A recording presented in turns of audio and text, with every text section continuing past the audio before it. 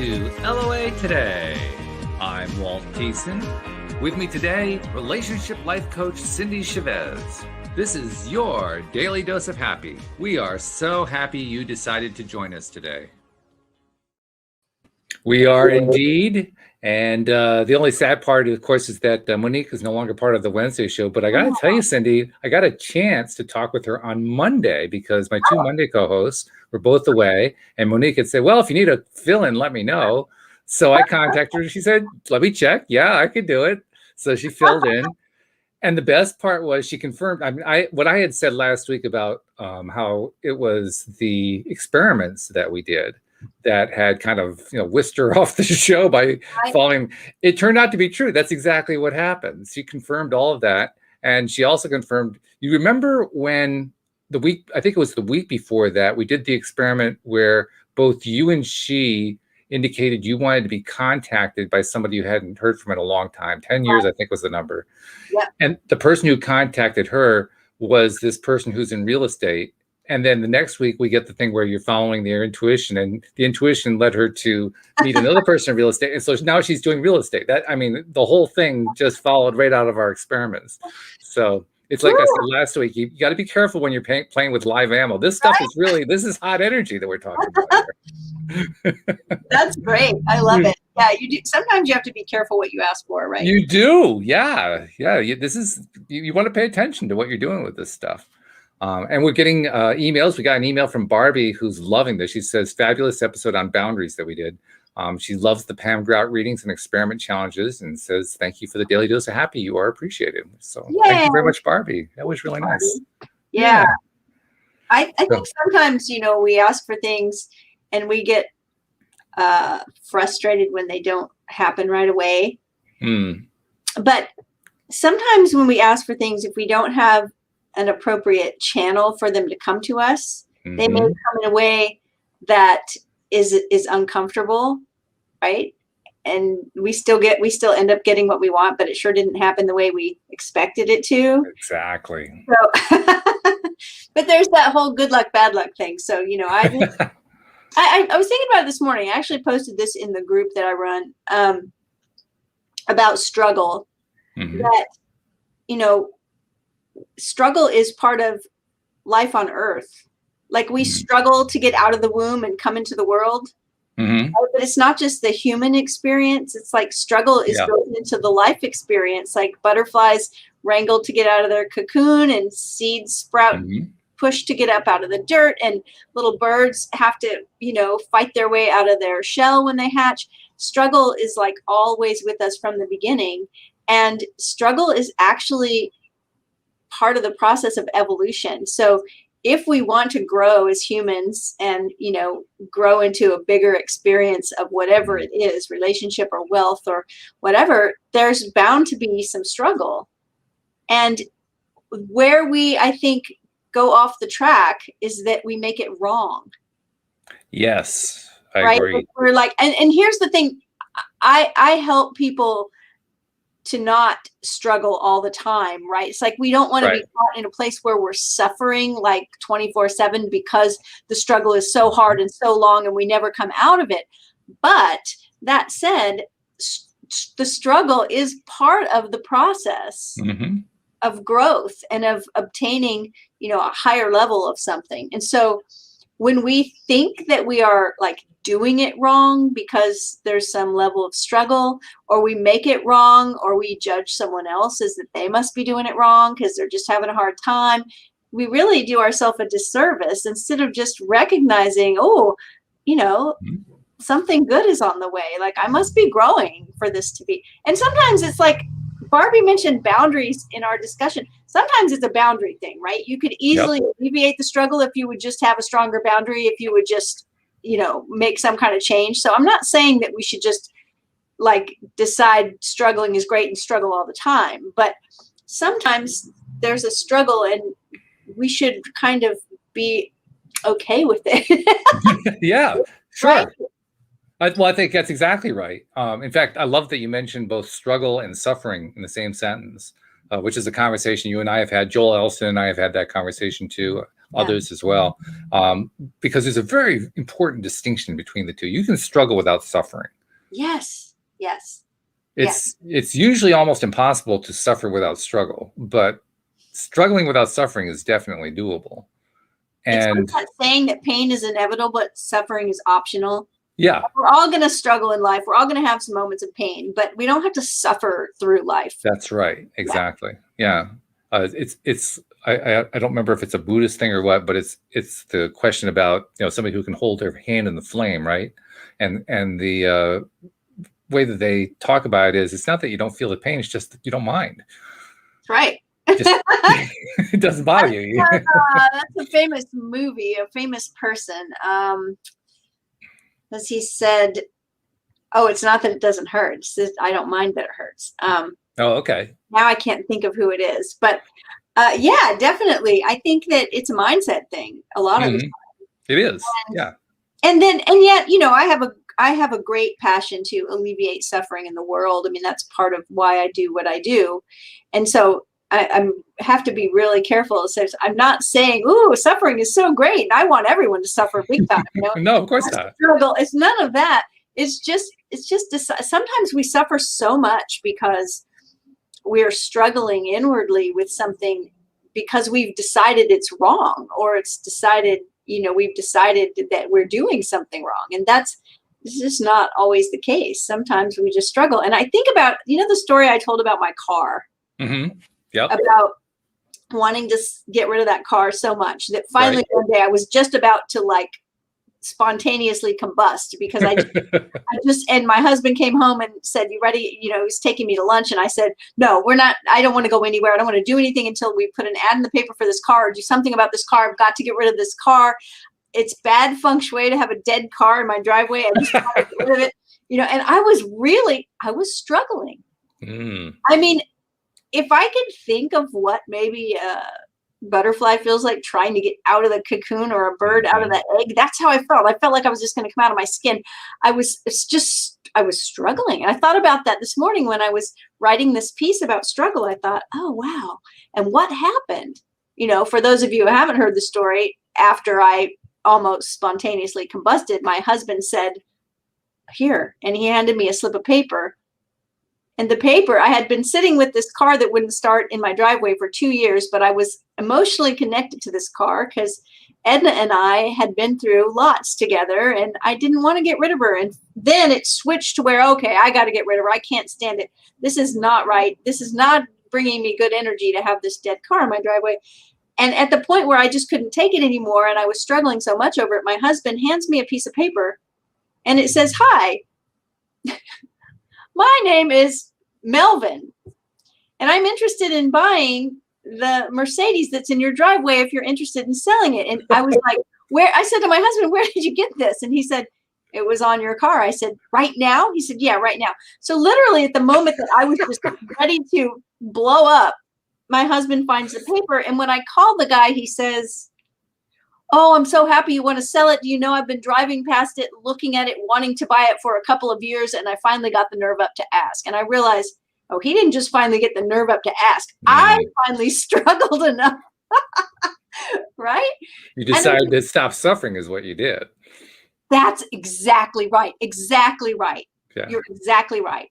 I had suffered enough. I remember when I was first a coach, 12 years ago, 10 years ago, I wrote a blog post, and the title was, "Have you suffered enough?" Have you suffered enough? Yeah, right. That's a good question. It's terrible to ask someone that when they're like, "I just want things to change." Well, have you suffered enough? Have you suffered enough? But sometimes, to me, that's what it is. It's this, when we've finally had enough is when we usually take the action to do something about it. It's true. And there's struggle involved in there. And sometimes the action itself that we take feels like a struggle. But I don't know. When I look back and I see the big, Florence Scovel Shinn would call it we heard this word in the book last week from Pam Grout, a demonstration, right? Mm-hmm.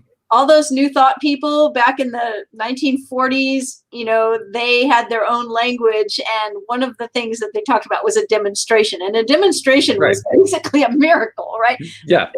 That would have been considered a demonstration, finding that note and having Absolutely. the guy come up to buy my car.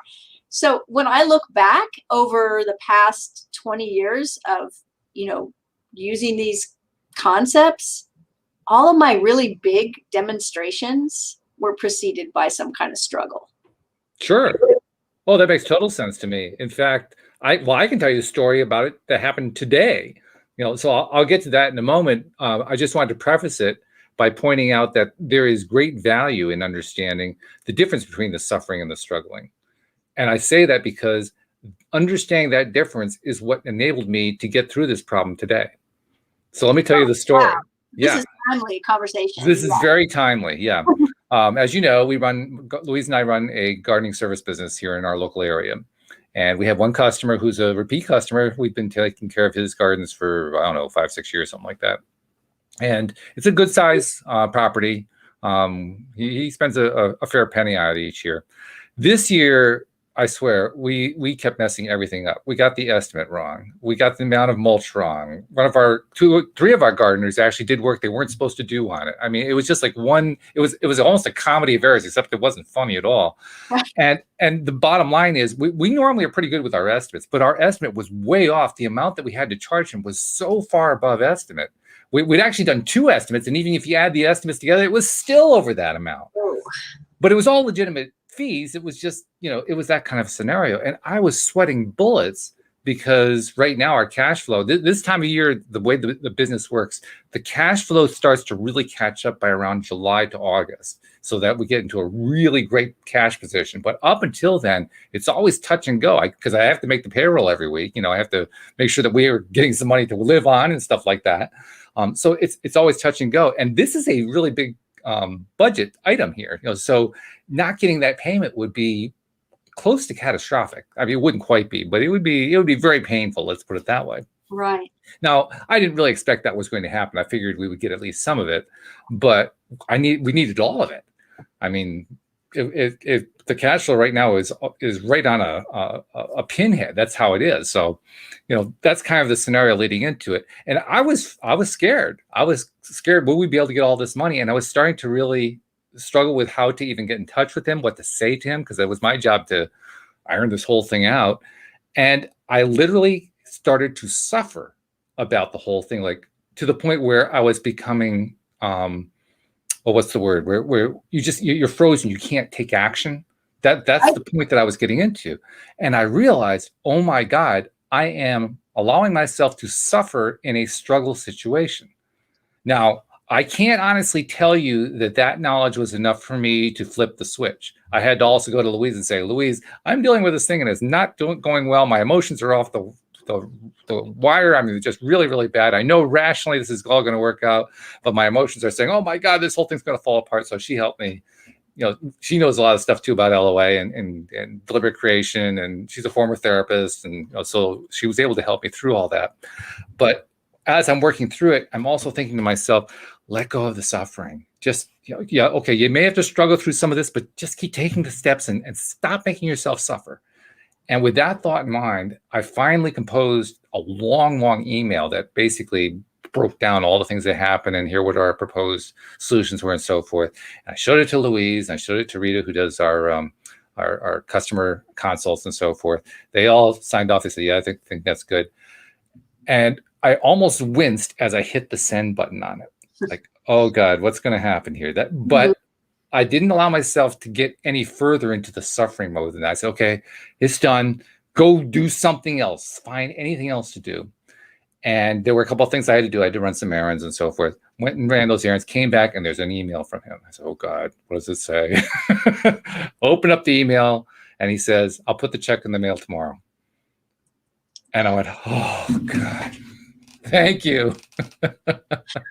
It's like one of those times where the apprehension going up to the event is much worse than whatever comes of it, right? Yeah, exactly. When you said you felt frozen, I was thinking about, because these are all stress responses that we're talking about. That's right. Yeah, right? Exactly. And we developed stress responses in our humanity so that we could survive. And that includes evolving, right, over time. But the stress responses, flight, fight, freeze, or fawn, Sometimes when I'm in a situation where things are really uncomfortable, I will check myself to just make sure I'm not doing any of those things. I'm not fighting. I'm not flying. I'm not saying I'm out of here, right? Especially like online. I've seen this happen in groups. Things get a little hot and people just start leaving. They're like, I'm out of here. They leave, right? Fight, flight, freeze. That one, I get that one too. I'm like, I don't know what to do, so I'm not going to do anything.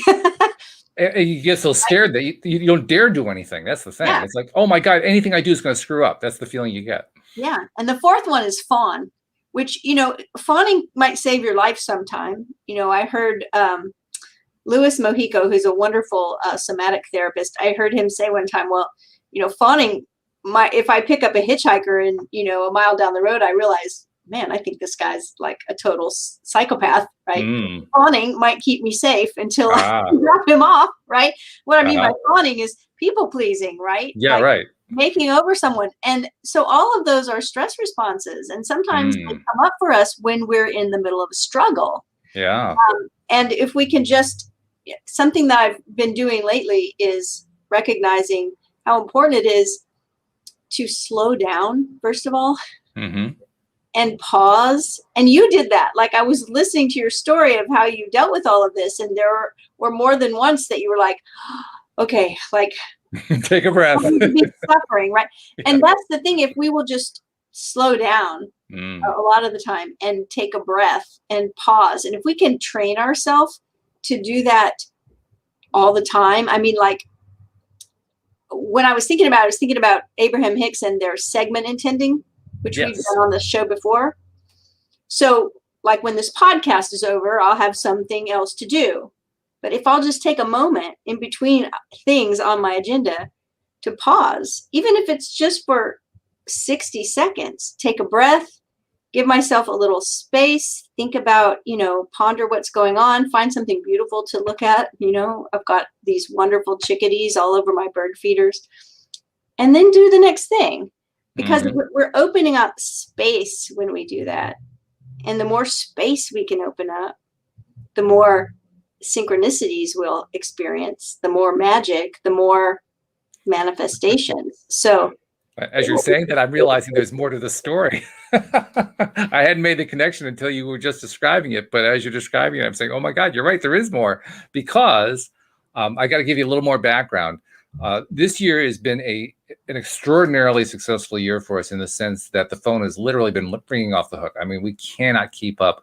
We are currently running about 3 to 4 weeks behind schedule, meaning we have jobs scheduled out 4 weeks before we can even consider putting you on the schedule. So and that's a lot more than what we like. We normally like to keep it like 1 to 2 weeks. So that shows you just how busy it's been this year. And I've been wanting to add another gardener to the staff to help handle the load, right? Because there's so much work coming in. And we actually had somebody we were talking to, and she was qualified in every way, but her schedule and ours just didn't mesh.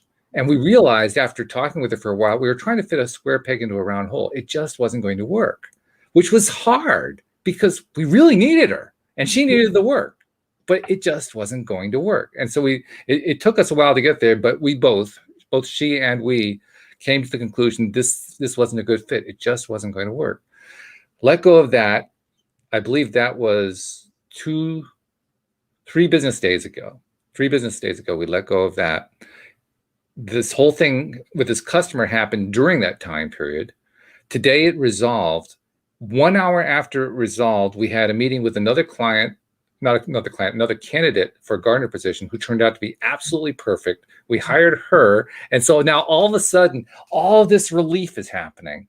Relief, we're going to get this big payment that we need to get. Relief, we just got help that's going to help iron out our schedule. And it all just went click, click, click, click, really, really fast. Yay. So that's a perfect example of what you're talking about. Right. It just leads to better results. Yep. It's like the idea that if we will just slow down and relax, and like I tell clients to do this sometimes when I'm on the phone with them, I just lean back a little bit in your chair. Mm-hmm. And see what that feels like. Yes. Imagine things just coming to you, right?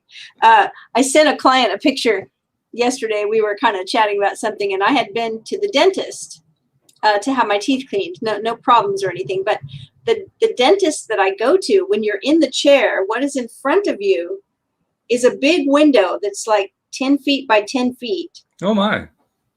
And outside the window is a fountain and a statue of a goddess. And oh, smart dentist. Oh, and it's just, so every time I go, which is usually just, every half a year to get my teeth cleaned, I'm in the chair and I'm like, gosh, this is just so.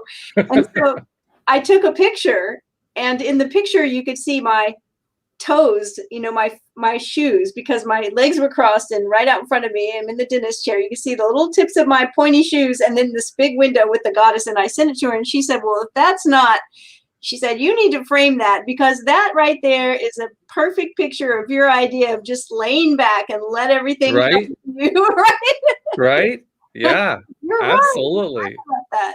So we can just like take a breath. I don't think most of the time we're not breathing deeply. And oh boy.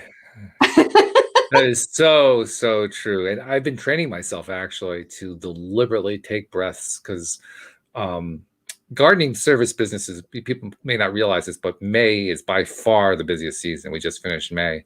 And it's like the busiest time of the year, because everybody wants to get their gardens open so they can enjoy it for the summer, right?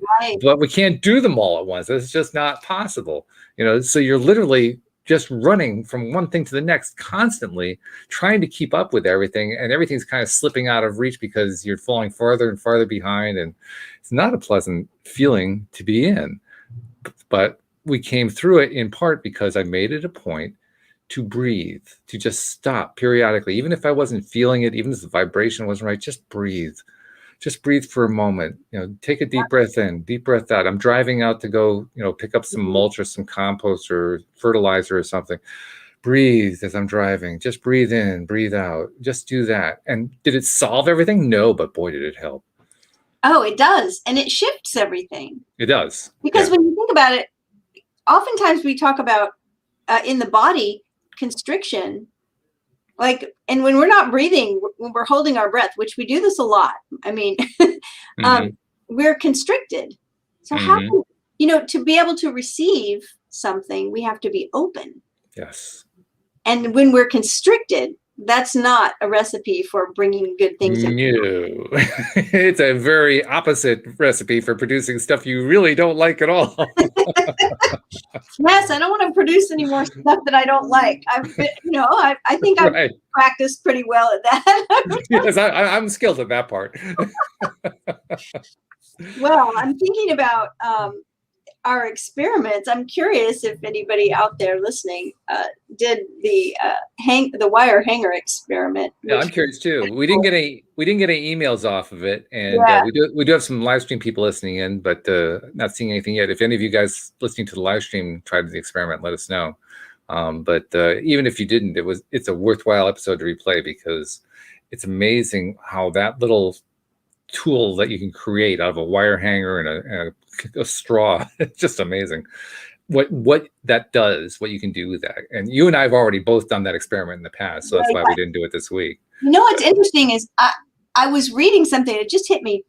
I was talking about how we think when we say like my mind, right? We picture, most of us picture our mind like our brain, like being in our head. And we even use expressions like, oh, I was in my head, meaning we're thinking about something. But the thing I was reading was talking about is the reminder that our mind is much bigger than our body. Like our body is actually in our mind. Our mind isn't this little thing that's squeezed into our head or connected to our brain. It's much bigger than that. It is. So the mind is, when people are in a room together, we talk about the mastermind, right? Like two heads are better than one, or you get a table full of people all brainstorming on something. That's because their minds are connecting, because they're in physical proximity to each other. And so when we breathe and when we relax, I think that part of us can expand even more. I think that's I don't have true. scientific proof about that, but I think that that's the case. Is that, Well, it makes sense, doesn't it? I mean, yeah. when you put yourself into a more relaxed state, you're going to be higher vibe anyway. So of course you're going to be better connected, which means you're going to get the benefits from it. I mean, Yeah. to me, it's A leads to B. It's pretty straightforward. So it's interesting because that idea of creating things, manifesting things with our mind, and relaxing into being open to receive. I was thinking about, we had chosen an experiment for today, and I realized, I was thinking, oh, everything we're talking about is really not connected to this, and then it just hit me. I was like, oh yeah, it is. Oh well, maybe it is. Yeah, because it's called the 101 Dalmatians principle. You are connected to everything and everyone else in the universe. And I love that title, by the way, just because that was one of my favorite movies growing up when I was a kid. But that's okay. But we talked about that. I think the new version of it just came out. But that's right. Yeah. Yep. I'm sure I'll see it in time. You know? All right. So you want me to start? Sure. You start. We'll do it like we did last time. You do some, I'll do some, that kind of thing. Okay. It starts with a quote: tenet of the South African philosophy known as Ubuntu. I am because we are. I like that a lot. The premise: in this experiment, you'll prove that you are interconnected with everyone and everything through an invisible field of intelligence and energy. In quantum speak, this lattice of connections is called non-locality. And even though it's one of the signature concepts of quantum mechanics, non-locality, along with its cousin entanglement, has incited much head-scratching over the last 300 years, starting with Sir Isaac Newton, who considered what he called action at a distance ludicrous, despite the fact that his own theory of gravity had proposed such a phenomenon. To be brief, non-locality is when two particles behave synchronously with no intermediary. But it doesn't make logical sense, right? If you want to move, say, an abandoned shoe in the middle of the floor, you have to touch the shoe, or touch a broom that touches the shoe, or instruct your 5-year-old who left it there to pick it up via vibrations through the air to his ear. Things can only affect things that are in the immediate vicinity. There has to be a sequence, a chain of events. We believe that we can only alter things we can touch, but that's not the case. We've now got a demonstrably more accurate model that proves that one object, without being anywhere near a second object, can influence the second object. Unfortunately, most of us still persist in hanging on to the old chain of events worldview, even though physicists have demonstrated time and time again that once an atom has been in the proximity of another atom, it will be influenced or entangled by that atom, no matter how far away it travels. Even Einstein couldn't bring himself to fully embrace this counterintuitive concept. An even weirder conundrum is that once the atoms have interacted, they are entangled forever. We have even proved that non-locality and entanglement work on bigger things like humans.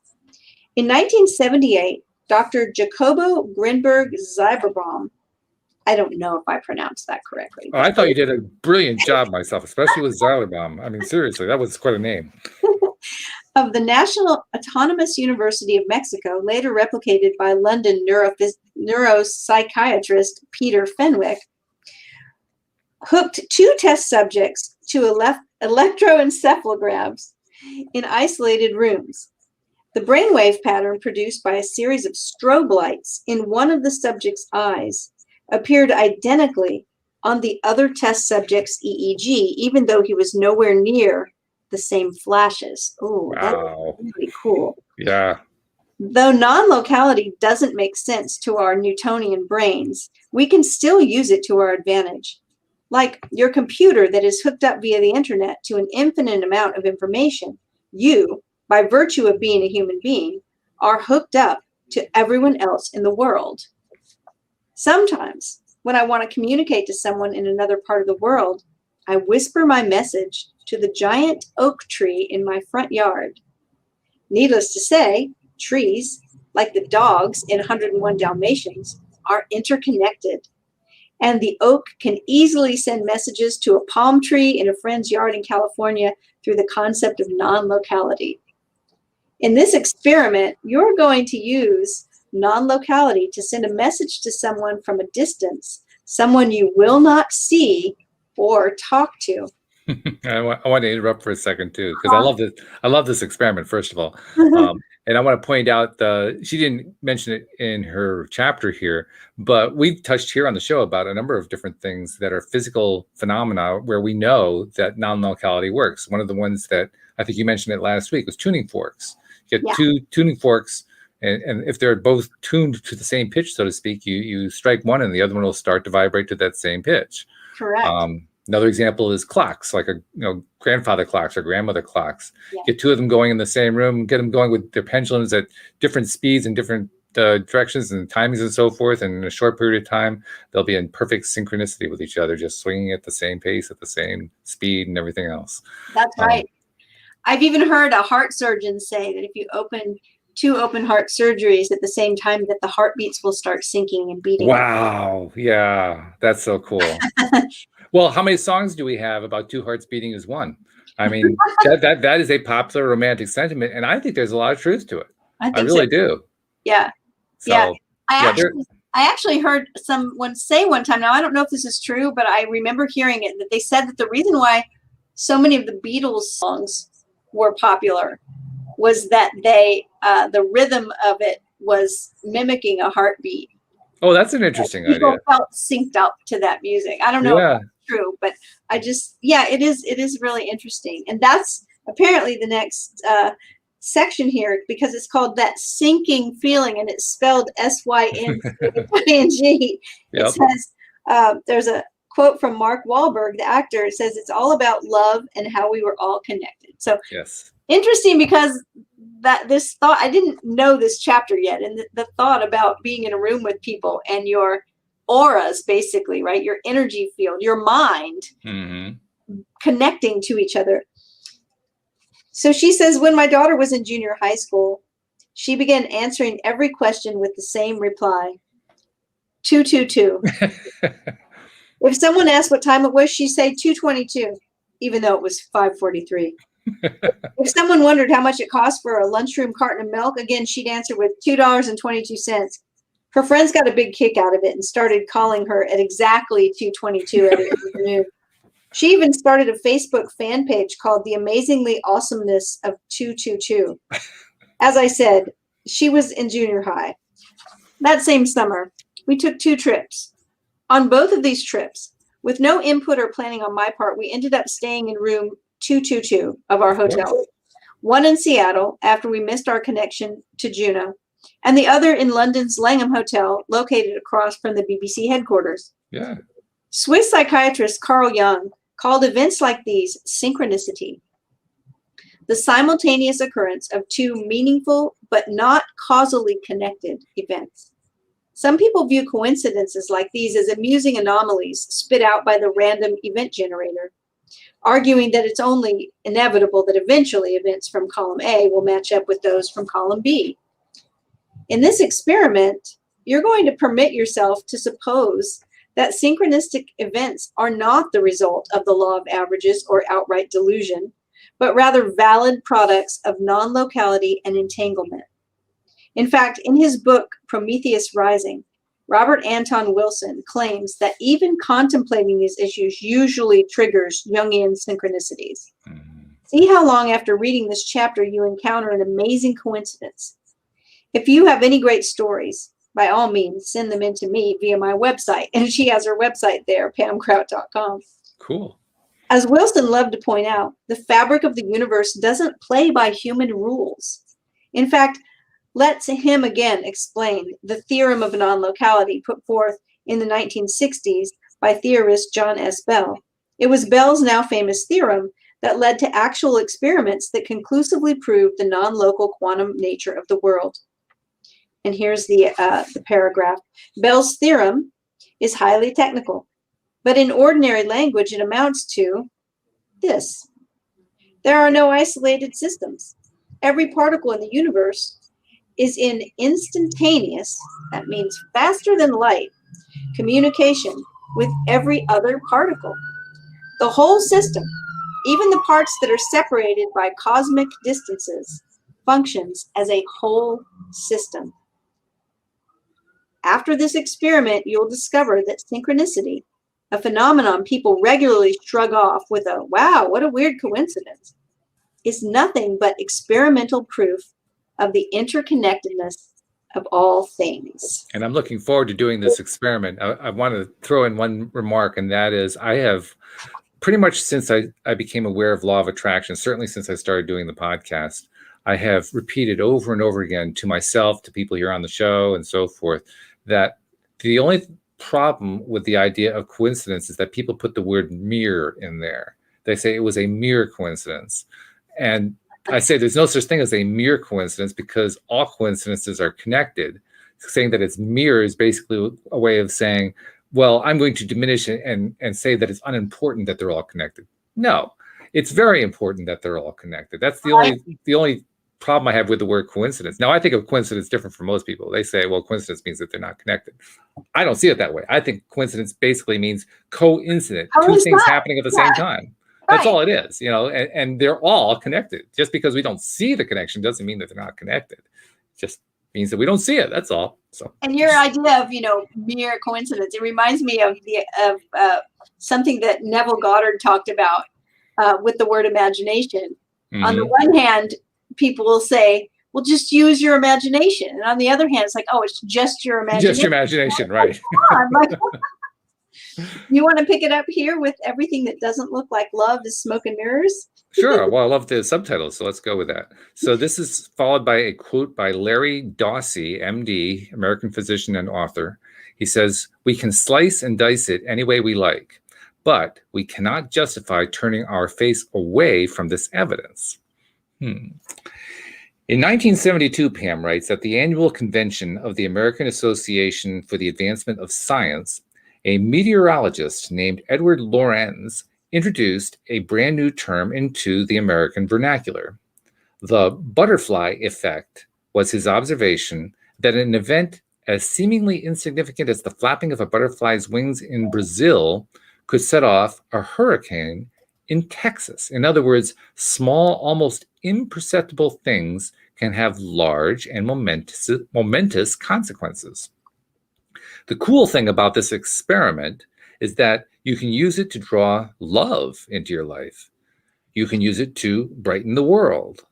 When you generate uplifting thoughts about someone, it contributes favorably to his or her energy. Conversely, when you judge others, even if you keep it to yourself, you affect their energy and weigh down the quality of your interactions. You can literally uplift your world by lasering love, blessings, peace, and other high-frequency emotions to the people in your life. As it says in A Course in Miracles, quote, you are being blessed by every beneficent thought of any of your brothers anywhere, close quote. There's a story about a protester who was outside the Military School of America, taking a silent stand against the policies of the United States. Actually, they said state, but I think it was states, and its bullying behavior. Someone asked him, what makes you think holding that little candle is going to have any effect on these governments? They've been doing what they've been doing for decades now. He replied, I'm not worried about changing them. I don't want my country to change me. Wow. Your thoughts about other people change you. Is it really possible in this us versus them world that we, as this energy principle states, are really one? Well, to be blunt, yeah, we are all in this together. And every time we judge or think anything less than charitable about anyone, we crucify ourselves. We inflict self-pain. And I can attest to that, by the way. Our differences, as huge as we make them out to be, are superficial and meaningless, and it's time we let them go. When you meet anyone, remember that it is a holy encounter. Ooh. As you see him, you will see yourself. As you treat him, you will treat yourself. As you think of him, you will think of yourself.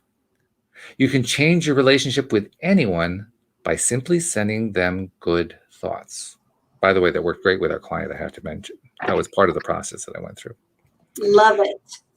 Subtitle, Anecdotal Evidence, a quote by Derek Jensen, American author and environmental activist. He says, all we want, whether we are honeybees, ponderosa pines, coyotes, human beings, or stars, is to love and be loved, to be accepted, cherished, and celebrated simply for being who we are.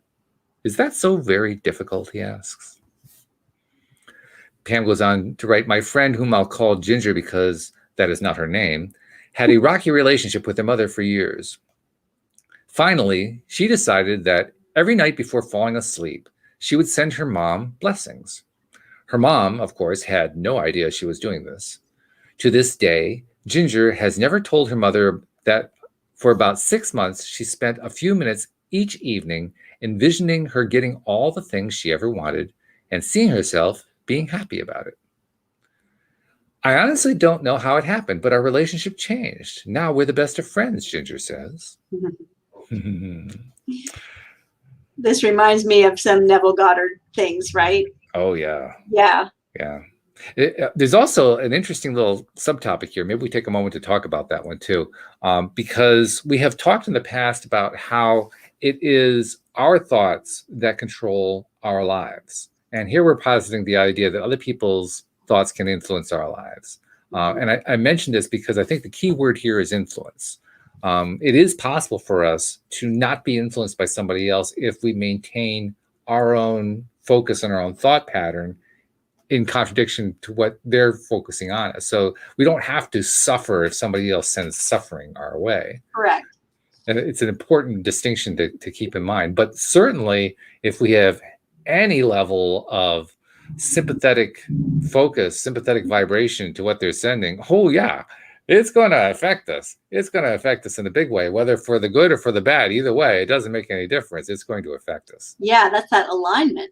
That is. Yeah, that alignment's a big deal. So anyway, moving on to the next section. This is called More Anecdotal Evidence. And this time we have a quote from Henry David Thoreau, American writer and philosopher. He says, explore your own higher latitudes. Be a Columbus to whole new continents within you, opening new channels, not of trade, but of thought. Boy, was he ahead of his time. Oh my God. So Pam writes, best-selling author Martha Beck was once like most of us, friendly enough, trusting enough, but not about to go overboard. After all, she was a scientist, a Harvard pedigreed sociologist who needed facts to form any kind of conclusion. And the conclusion she came to, the same one most all of us come to on planet Earth, is that people are okay, but you don't want to get too involved. Especially not if you're at Harvard and trying to get your second graduate degree. Probably best to keep people at arm's length. As she described it in her wonderful book, Expecting Adam, quote, we go around like Queen Elizabeth, bless her heart, clutching our dowdy little accessories, avoiding the slightest hint of impropriety, never showing our real feelings or touching anyone except through glove leather, unquote. This gives me a different way of thinking about Queen Elizabeth. But life pulled a fast one on Martha Beck. It gave her a son with Down syndrome named Adam, who taught her that everything she thought she understood about the world is a big ruse, especially the part about not trusting other people. When she was pregnant with Adam, her husband, also a Harvard graduate student, traveled to Asia a lot.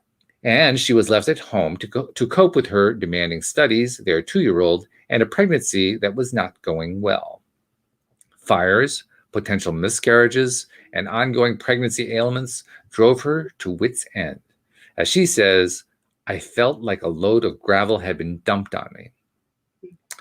Every time she was about to snap, an angel, parentheses, I don't mean metaphorically, or an acquaintance she barely knew would show up with kind words, groceries, or some other assistance. Now, keep in mind that this is a woman who had to be on the edge of desperation for anything this woo-woo to get through.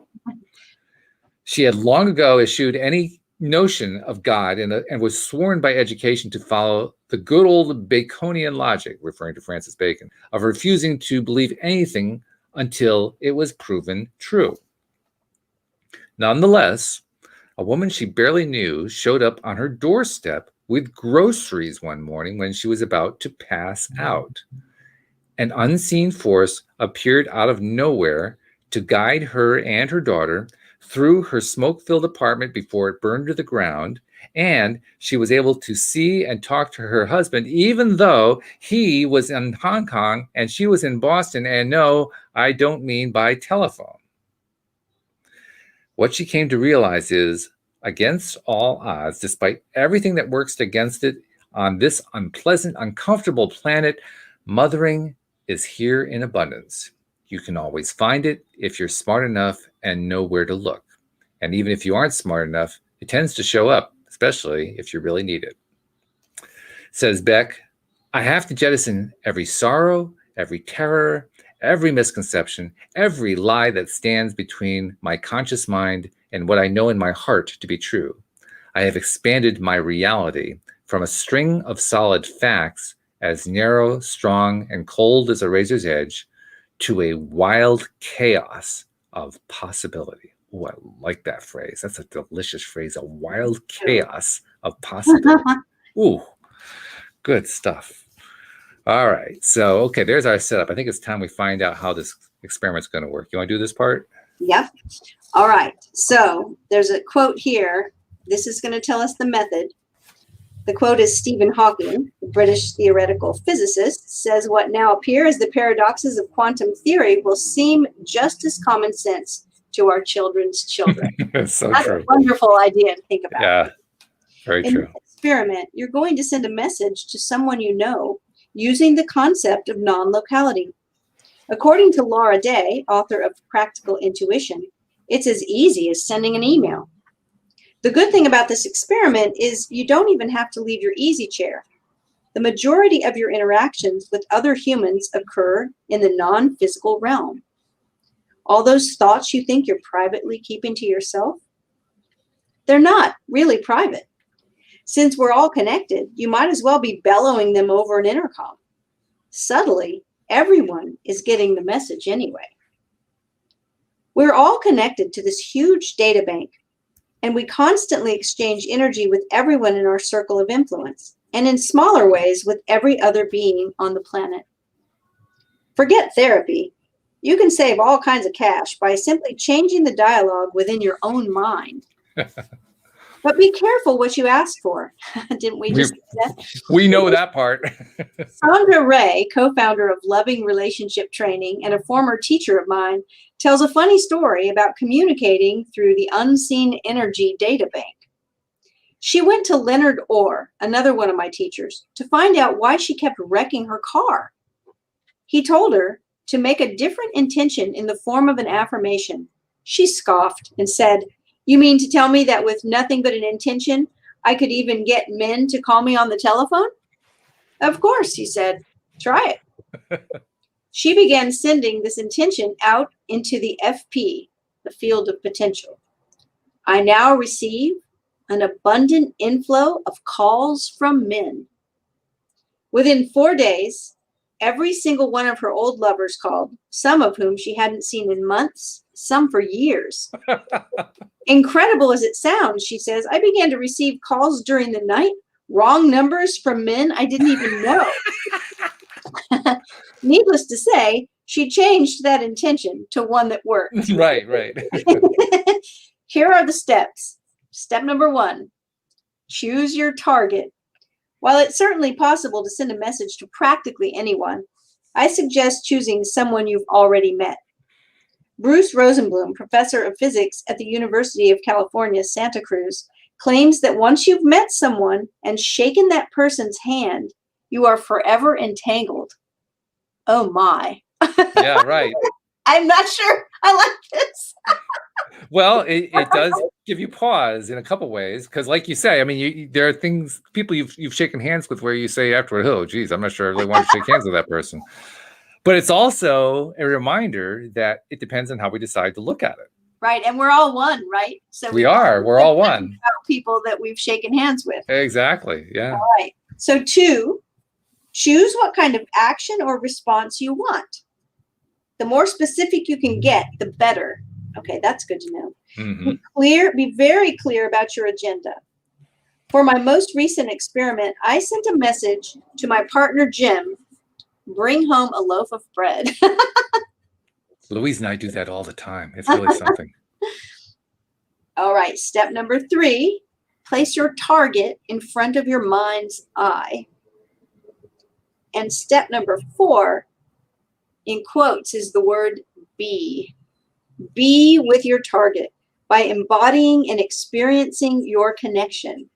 Words are often an ineffective way to get a message across.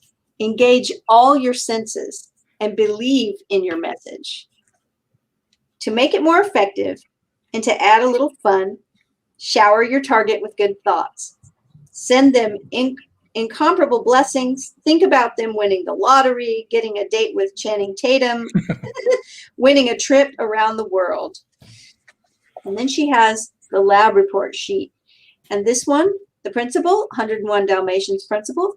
The theory, you are connected to everyone and everything else in the universe. The question, can I send a message to someone without being in that person's presence? The hypothesis, if during the next 2 days, I telepathically send a specific message to a specific person, I will get evidence that he or she received it. Time required 48 hours. Approach. Okay, field of potential. I'm hearing the melody from the Twilight Zone playing in the background, but I'm willing to suspend judgment just this once to see if this might be one of those mysterious aspects of quantum physics. What say you? And you note down the time and the date and the time.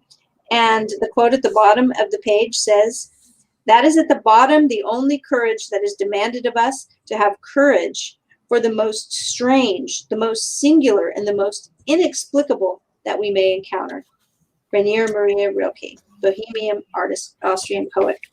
I love that she ends with a quote from Rilke there about, I love the words, right? The most strange.